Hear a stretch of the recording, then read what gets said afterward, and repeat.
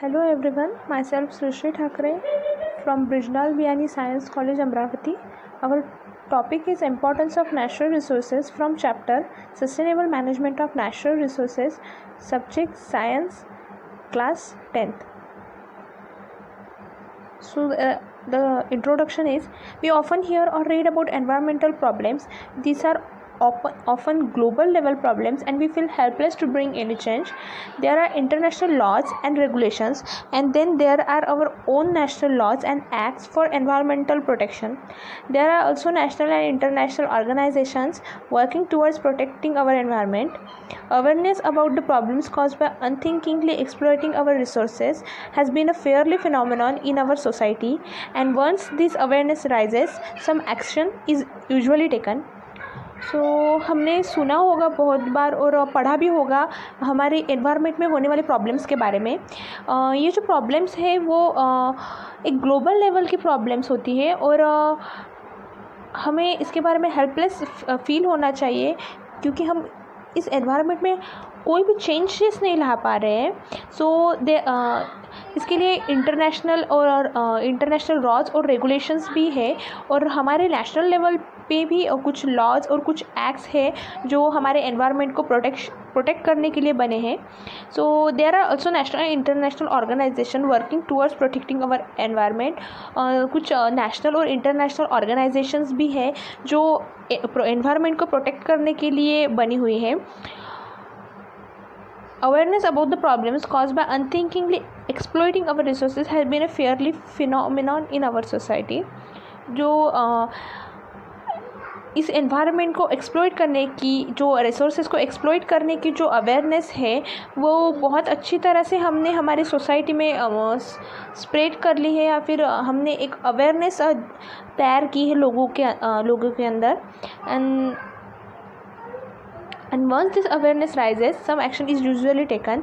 और जब ये अवेयरनेस बनाना शुरू हुआ, अवेयर करना शुरू हुआ, उसी वक्त कुछ एनवायरनमेंट को प्रोटेक्ट करने के लिए एक्शंस भी बने. So why do we need to manage our resources? Not just roads and buildings, but all the things we use or consume: food, clothes, books, toys, furniture, tools and vehicles are obtained from resources on this earth. So सिर्फ road और buildings ही नहीं बल्कि जो कुछ हम हमारे daily life में consume करते हैं, जिसका हम यूज़ करते हैं, जैसे कि फूड है, क्लॉथ्स है, बुक्स है, टॉयज़ है, फर्नीचर्स है, टूल्स है और व्हीकल्स है, ये सब हमें नेचुरल रिसोर्स जो हमारे अर्थ के जो रिसोर्सेस है वहाँ से मिलती है. And the only thing we get from outside is energy which we receive from the sun. और जो एनर्जी हमें बाहरी तौर से मिलती है वो सिर्फ सन के तौर पे मिलती है. जो बाहरी एनर्जी है वो सिर्फ हमें सन के फॉर्म में मिलती है. Even this energy is processed by living organism and various physical and chemical processes on the earth before we make use of it. और ये भी एनर्जीज़ है जो है ये जो सन से हमें एनर्जी मिलती है वो भी जो लिविंग ऑर्गेनिजम्स वेरियस टाइप के फिजिकल और केमिकल प्रोसेस करते हैं हमारे अर्थ के ऊपर, उसी वजह से हमें मिलती है और उसी वजह से हम उसका यूज़ कर सकते हैं. Why do we need to use our resources carefully? Because these are not unlimited, and with the human population increasing at a tremendous rate due to improvement in healthcare, the demand for all resources is increasing at an exponential rate. So हमें इन resources को क्यों ठीक से यानी carefully use करना चाहिए, क्योंकि ये जो रिसोर्सेज है, ये जो नेचुरल रिसोर्सेज है वो अनलिमिटेड नहीं है. यानी कि ये कभी ना कभी अगर इसका कंजम्पशन ज़्यादा हुआ तो ये कभी ना कभी ख़त्म हो जाएंगे. और जो पॉपुलेशन है, ह्यूमन पॉपुलेशन जो बढ़ रही है उसी रेट में जो हेल्थ केयर के जो इम्प्रूवमेंट है वो भी बढ़ रहे हैं. और इसी वजह से जो नेचुरल रिसोर्स की जो डिमांड है वो भी बढ़ रही है उसी रेट से जिस रेट से ह्यूमन पॉपुलेशन बढ़ रही है. The present day global concern for sustainable development and conservation of natural resources are of recent origin as compared to the long tradition and culture of nature conservation in our country. So the present day global concern for sustainable development and conservation of natural resources are of recent origin as of the as compared to the long tradition and culture of nature conservation in our country. These principles of conservation and sustainable management were well established in the prehistoric India. So in resources को conserve करने की जो principles है, जो इन resources को conserve करना चाहिए हमें, इनका एक मैनेजमेंट ठीक से करना चाहिए, ये बहुत पहले से हमारे इंडिया में चालू है. Our ancient literature is full of such examples where values and sensitivity of human towards nature glorified and the principle of sustainability was established at its best. So हमारे ancient जो टाइम था, ancient literature का जो time था, वो उस time पे in natural resources को, इन एनवायरनमेंट को प्रिजर्व करने की, इनकी वैल्यू के बहुत सारे एग्जांपल्स दिए गए हैं और इनके ऊपर एक फोकस किया गया है इन पॉइंट्स के ऊपर कि हमें नेचुरल रिसोर्सेज की केयर करनी चाहिए, उन्हें अच्छी तरह से ख्याल रखना चाहिए. During the Vedic period, both productive as well as protective aspects of forest vegetation were emphasized.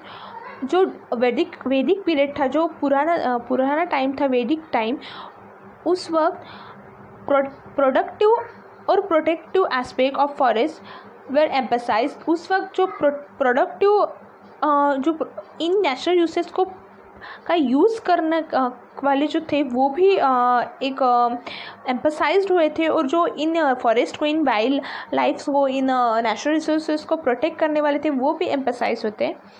Agriculture emerged as a dominant economic activity during the latter Vedic period.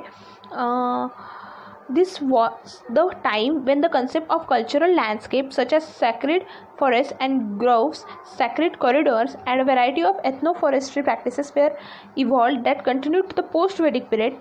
Besides, a wide range of ethnoforestry practices were infused with the traditions, customs, and rituals and followed as a means for protection of natural resources.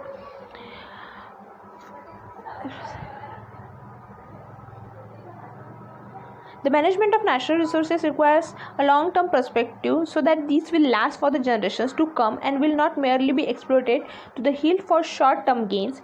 So, in natural resources का management क्यों ज़रूरी है? क्योंकि ये जो resources है वो ज़्यादा से ज़्यादा टाइम तक रहने चाहिए, इनका बहुत जनरेशन तक ये टिकने चाहिए, और इनका जो एक्सप्लॉयटेशन है वो बंद होना चाहिए, इसलिए इनका मैनेजमेंट करना ज़रूरी है. This management should also ensure equitable distribution of resources so that all and not just a handful of rich and powerful people benefit from the development of these resources. In natural resources का management इसलिए ज़रूरी है क्योंकि इनका जो distribution है वो equal तरीके से हो सके. ऐसा नहीं कि जो अमीर लोग हैं, जो पावरफुल लोग हैं, उन्हें ही सिर्फ इसका बेनिफिट मिले. Another factor to be considered while we exploit these natural resources is the damage we cause to the environment while these resources are either extracted or used.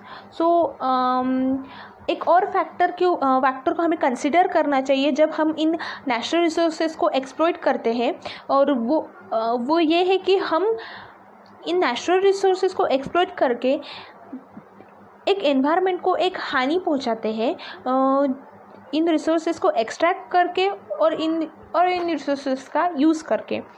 For example, mining causes pollution because of the large amount of slag which is discarded for every ton of metal extracted. Hence, sustainable natural resources management demands that we plan for the safe disposal of this waste too.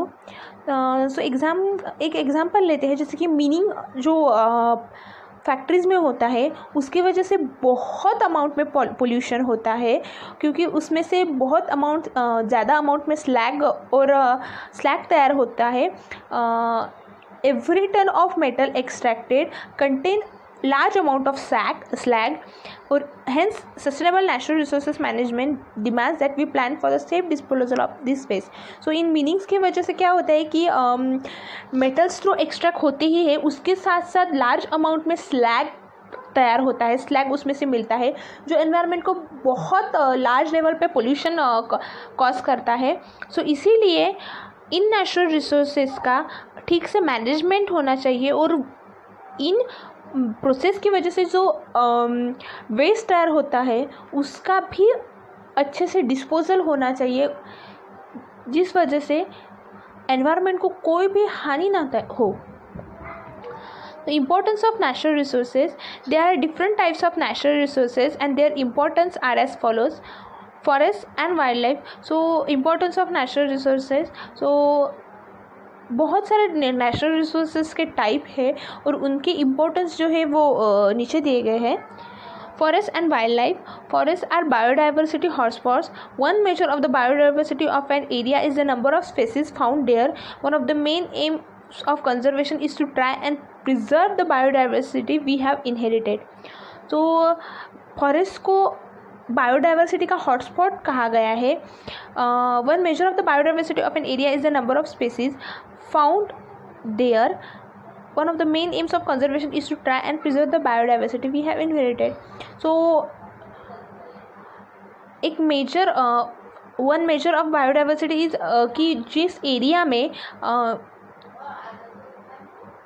Biodiversity का hotspot यानी कि biodiversity का hotspot क्या होता है कि वो area जिसमें नंबर ऑफ स्पेसीज एनिमल्स की और लिविंग बीइंग्स की मिले हमें, और उसका एक मेन एम भी होता है कि उसे कंजर्व करना चाहिए, उस बायोडाइवर्सिटी को प्रिजर्व करना चाहिए ताकि वो इनहेरिट हो सके, ताकि वो हमारे आने वाली जनरेशन्स को मिल सके. Experiments and field studies suggest that loss of this diversity may lead to loss of ecological stability. बहुत सारे एक्सपेरिमेंट्स और फील्ड स्टडीज़ के मुताबिक ये सजेस्ट किया गया है कि अगर हमारी डाइवर्सिटी अगर लॉस हो गई तो इसके वजह से हमारी इकोलॉजिकल स्टेबिलिटी जो है वो भी लॉस हो जाएगी. World use various forest produce, but our dependence on forest resources varies.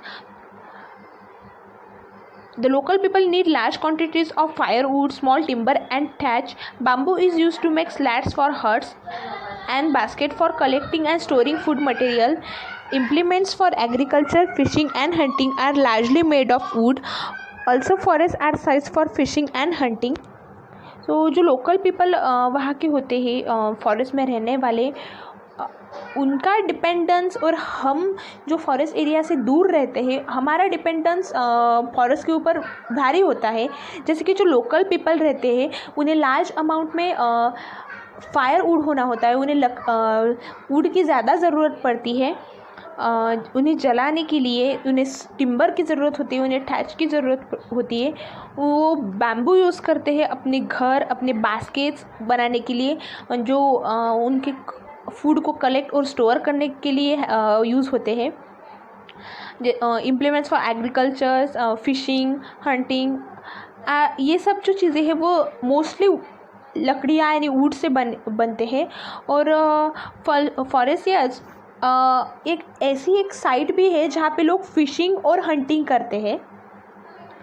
In addition to people gathering fruits, nuts and medicine from forests, their cattle also graze in forest area or feed on the fodder which is collected from forest. So इसके साथ जो वहाँ के लोग हमें जो लोगों को जो फ्रूट्स मिलते हैं, नट्स मिलते हैं, फॉरेस्ट में से मेडिसिन्स भी मिलते हैं. जो कैटल्स होते हैं वो इन फॉरेस्ट के ऊपर ही डिपेंड होते हैं for grazing. The second important resource is water for all. A study of rainfall pattern does not reveal the whole truth behind the water availability in various regions in India.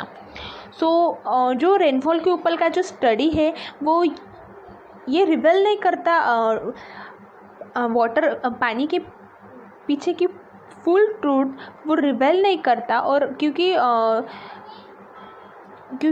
जो water की availability होती है various reason में वो different होती है. So despite nature's monsoon bounty, failure to sustain water availability underground has resulted largely from the loss of vegetation cover, diversion for high water demanding crops and pollution from industrial effluents and urban waste, and rubble shake dams built across seasonally flooded gullies. Monsoon rains fill ponds behind the structure.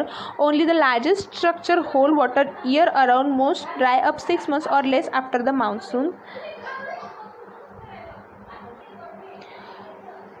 हमें पता है कि हमारे यहाँ पे monsoon की bounty होती है और जो अंडरग्राउंड वाटर होता है उसी वजह से उसकी अवेलेबिलिटी बहुत कम होती है, जिस वजह से जो वेजिटेशन कवर होता है, हाई वाटर डिमांडिंग क्रॉप्स की जो डाइवर्शन होता है उसकी वजह से, pollution from industrial influence and urban waste,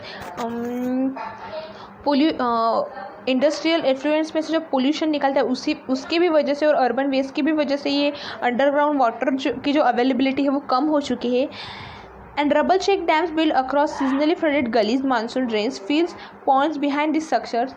और जो रबल शेक डैम्स होते हैं वो सीजनली फ्लडेड गलीज में ड्यूरिंग मानसून टाइम बिल्ड किए जाते हैं, जिस वजह से जो पॉन्ड्स है वो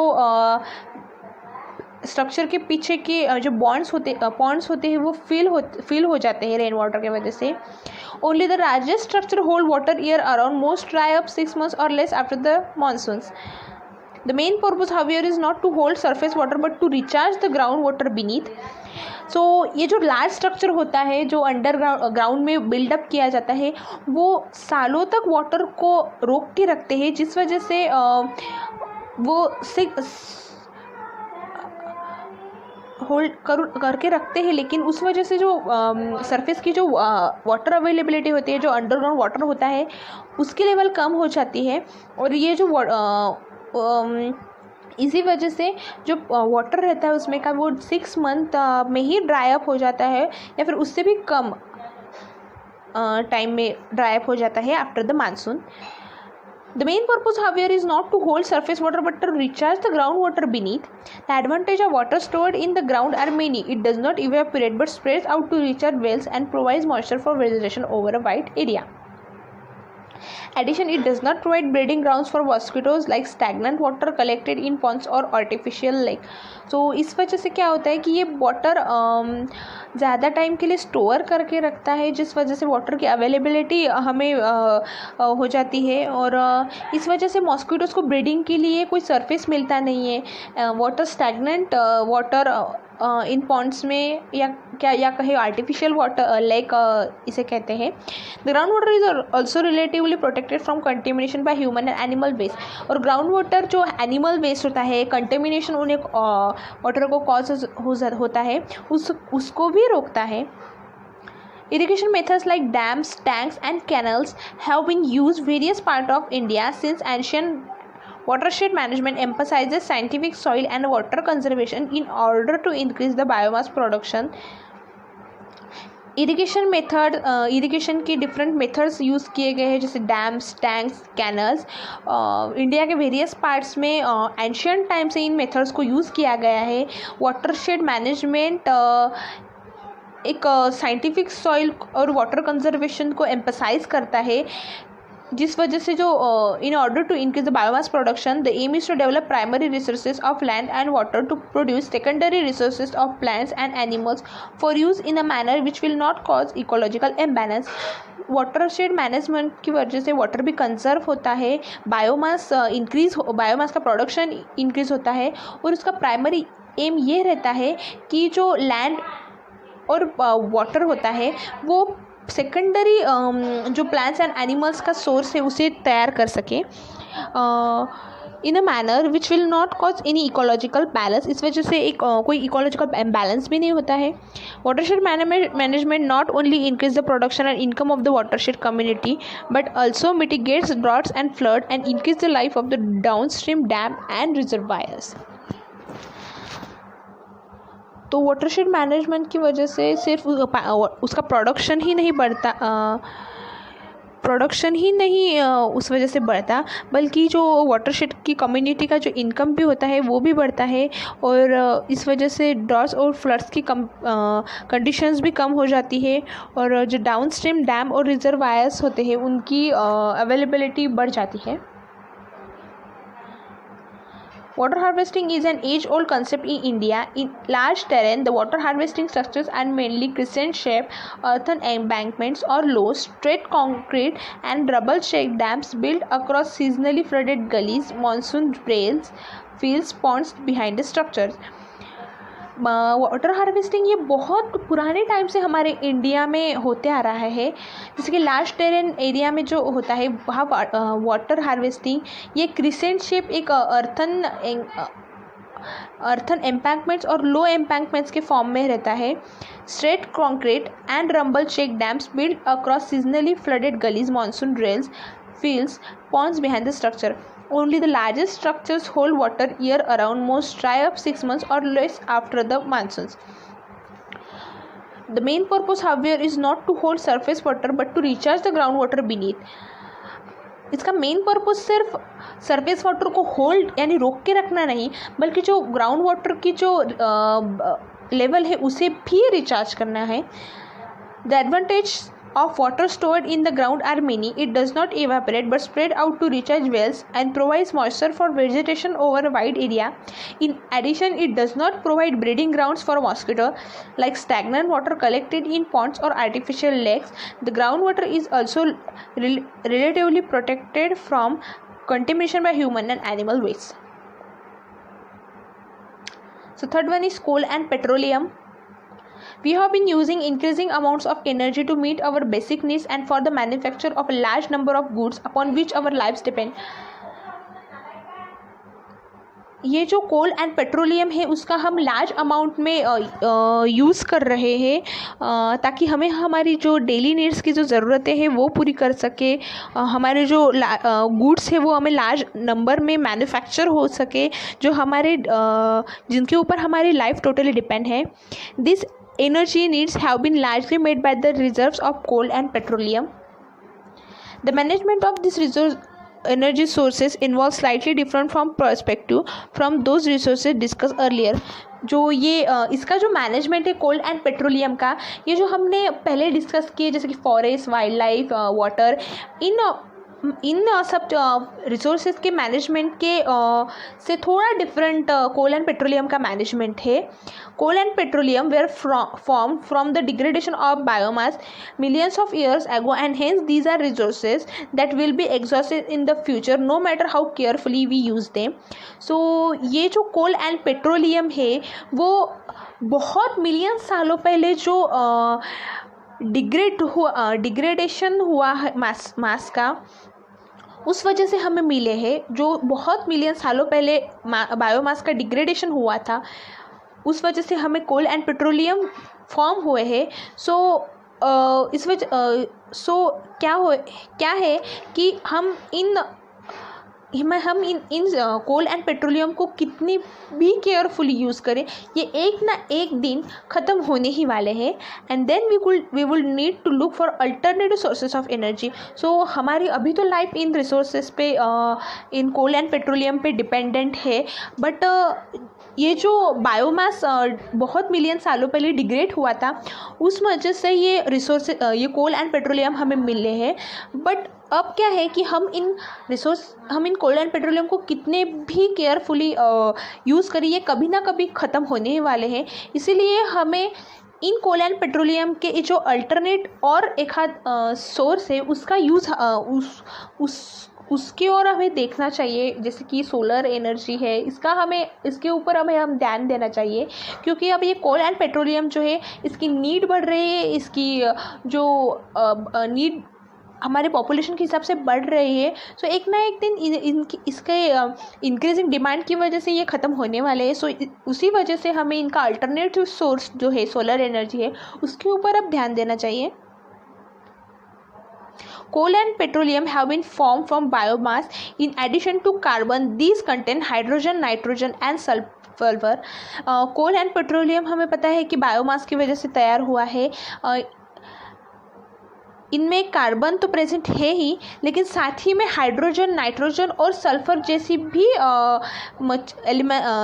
चीज़ें प्रेजेंस है. These are burn the products are carbon dioxide, water, oxides of nitrogen and oxides of sulphur. जो जब ये जलाए जाते हैं तब उसमें से carbon dioxide, water, oxides of nitrogen and oxides of sulphur तैयार होता है. When combustion takes place in insufficient air, then carbon monoxide are poisonous at high concentration and carbon dioxide is a greenhouse gas. जब ये जो कोल and petroleum है ये जब insufficient air में इनका कंबशन होता है तो इस वजह से कार्बन मोनोऑक्साइड फॉर्म होता है, जो एक हाईली पॉइजनस गैस है, और कार्बन डाइऑक्साइड भी फॉर्म होता है, जो एक ग्रीन हाउस गैस है. Another way of looking at coal and petroleum is that they are huge reservoirs of carbon, and if all of